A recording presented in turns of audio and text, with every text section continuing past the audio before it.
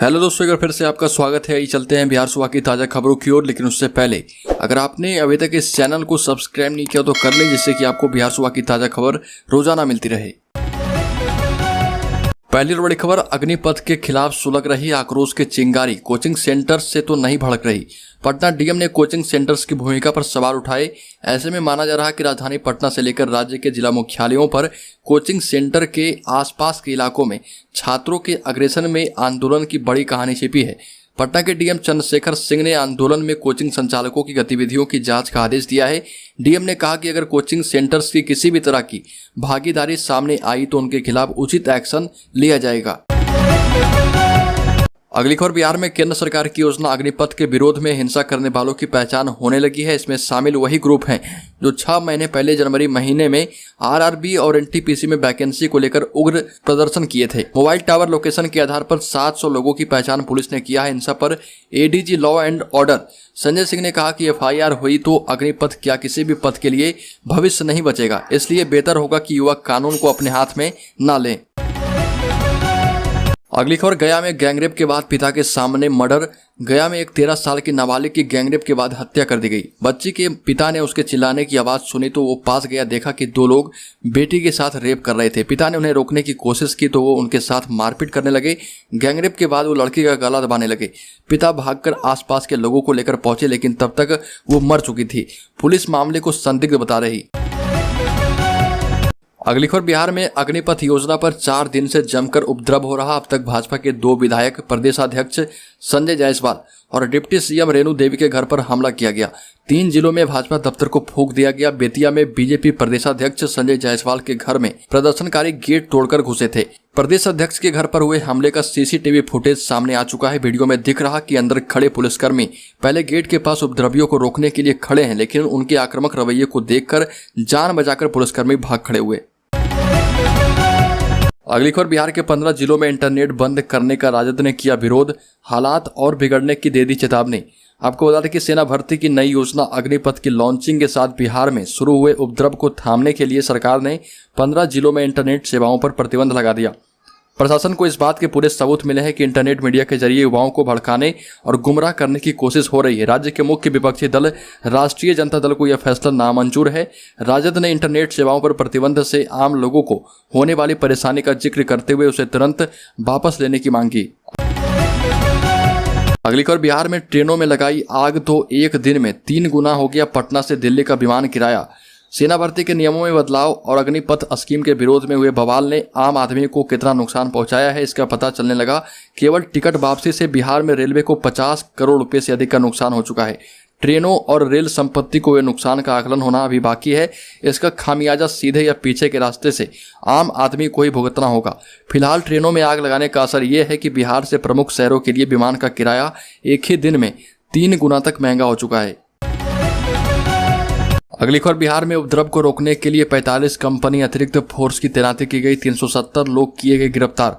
हिंसक प्रदर्शन और बिहार बंद को देखते हुए पुलिस मुख्यालय ने सभी जिलों को अलर्ट करते हुए 45 कंपनी अतिरिक्त पुलिस बल की तैनाती की। डीजीपी एसके सिंघल एवं पुलिस मुख्यालय के वरीय अधिकारियों ने सभी रेंज के आईजी, डीआईजी एवं जिलों के एसपी के साथ वीडियो कॉन्फ्रेंसिंग के साथ बैठक की।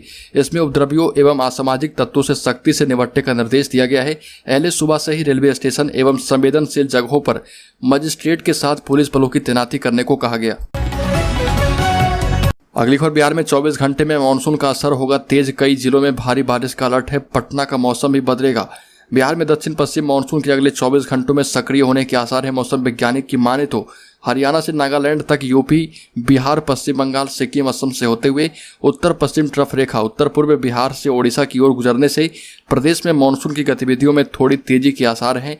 24 घंटे के दौरान पटना, बक्सर, भोजपुर, रोहतास, भभुआ, औरंगाबाद, अरवल, गया, नालंदा, शेखपुरा, नवादा, बेगूसराय, लखीसराय, जहानाबाद, भागलपुर, बांका, जमुई, मुंगेर एवं खगड़िया में अपना प्रभाव दिखाएगा। अगली खबर, अग्निपथ योजना को लेकर राज्य में चल रहे विरोध के बहाने बिहार भाजपा अध्यक्ष डॉक्टर संजय जायसवाल ने प्रशासन की कार्यशैली पर सवाल उठाए। पटना में भाजपा प्रदेश मुख्यालय में पत्रकारों से बात करते हुए संजय जायसवाल ने कहा कि सुनियोजित ढंग से साजिश करते हुए बिहार को बदनाम किया जा रहा, और ये भी कहा कि छात्रों के विरोध के दौरान पुलिस की भूमिका ठीक नहीं रही। 3 जिलों में बीजेपी कार्यालय को जला दिया गया और पुलिस मौन रही, कहीं लाठीचार्ज तक नहीं किया गया। 5 दिनों से विरोधी दलों के द्वारा छात्रों को भड़काया जा रहा, बिहार में बीजेपी को टारगेट किया जा रहा। अग्निपथ योजना पर एनडीए में सहयोगी जदयू के विरोध से जुड़े सवाल पर संजय ने कहा कि उन्हें किस चीज पर आपत्ति है वो बताएं, अगर वह चाहेंगे तो चर्चा होगी। अगली खबर, केंद्रीय मंत्री पारस की ओंकार नरेंद्र मोदी को फिर से बनाएंगे पीएम। केंद्रीय खाद्य प्रसंस्करण मंत्री पशुपति कुमार पारस ने कहा कि मरते दम तक एनडीए के साथ हैं। 2024 का लोकसभा और 2025 का विधानसभा का चुनाव पार्टी पूरी मजबूती से एनडीए के साथ लड़ेगी। प्रिंस राज ने कहा कि अगर हमने चिराग की बात मानी होती तो पार्टी खत्म हो जाती। केंद्रीय खाद्य प्रसंस्करण मंत्री पशुपति कुमार पारस ने राष्ट्रीय लोक जनशक्ति पार्टी और दलित सेना के संयुक्त राज्य स्तरीय कार्यकर्ता सम्मेलन का दीप जलाकर उद्घाटन किया।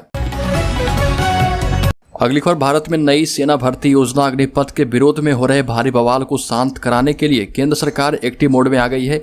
इसी के मद्देनजर रक्षा मंत्री राजनाथ सिंह ने दिल्ली में सेना प्रमुखों के साथ बैठक की। बैठक में वायुसेना प्रमुख air chief marshal BR Chaudhari, नौसेना प्रमुख एडमिरल आर हरि कुमार और थल सेनाध्यक्ष जनरल बीएस राजू ने भाग लिया। जानकारी के मुताबिक बैठक का मुख्य फोकस अग्निपथ योजना को जल्द से जल्द लागू करने और आंदोलनकारियों को शांत करने के तरीकों को सुनिश्चित करना था। सेना प्रमुख जनरल मनोज पांडे बैठक में शामिल नहीं हो सके क्योंकि वो आधिकारिक दौरे पर हैदराबाद में हैं। अगली खबर, प्रधानमंत्री गरीब कल्याण अन्न योजना के तहत मई महीने के लिए आवंटित 5 किलोग्राम चावल का निःशुल्क वितरण 19 से 30 जून तक होगा। इस अवधि में अंत्योदय और पात्र गृहस्थी राशन कार्ड धारकों की 5 किलोग्राम चावल प्रति यूनिट निःशुल्क वितरित किए जाएंगे। राशन कार्ड धारकों को पोर्टेबिलिटी के तहत चावल प्राप्त करने की सुविधा अनुमन्य हो रहेगी। अगली खबर, 3 महीने में पहली बार कोरोना संक्रमितों का आंकड़ा 13,000 के पार हुआ। भारत में कोरोना वायरस के मामलों में बढ़ोतरी देखने को मिल रही। पिछले 24 घंटे में 13,216 नए मामले सामने आए, जबकि 8,148 ठीक हुए। यह 3 महीनों में पहली बार है जब कोरोना संक्रमितों का आंकड़ा 13,000 के पार हुआ। स्वास्थ्य मंत्रालय के मुताबिक 23 लोगों की इस दौरान मौत हुई। इस कोरोना के मामलों में इजाफे के साथ एक्टिव केस भी लगातार बढ़ रहे। अगली खबर, बिहार यूपी समेत 7 राज्यों में सेना में भर्ती की योजना। अग्निपथ का उग्र विरोध हो रहा। कई जगहों पर युवाओं ने हिंसक विरोध करते हुए ट्रेनें फूंक दी है। इसी बीच हॉस्पिटल से कांग्रेस अध्यक्ष सोनिया गांधी ने प्रदर्शन कर रहे युवाओं के नाम एक चिट्ठी लिखी। सोनिया ने लेटर में युवाओं से अहिंसक तरीके से लड़ाई लड़ने की अपील की। सोनिया गांधी ने लेटर में कहा कि यह योजना पूरी तरह से दिशाहीन है और युवाओं के साथ छलावा है। उन्होंने कहा कि स्कीम पर रक्षा विशेषज्ञ और पूर्व सैन्य अधिकारी भी सवाल उठा चुके हैं। कांग्रेस इस योजना को वापस करवाने के लिए अहिंसक तरीके से आंदोलन करेगी। अगली खबर, जम्मू कश्मीर के पूर्व मुख्यमंत्री फारूक अब्दुल्ला विपक्ष के राष्ट्रपति उम्मीदवार नहीं होंगे। उन्होंने विपक्ष के राष्ट्रपति उम्मीदवार बनने से अपना नाम वापस ले लिया है। 15 जून को दिल्ली में ममता बनर्जी के नेतृत्व में विपक्ष की बैठक हुई थी। बैठक में शरद पवार, फारूक अब्दुल्ला और गोपाल गांधी के नाम पर सहमति बनी थी।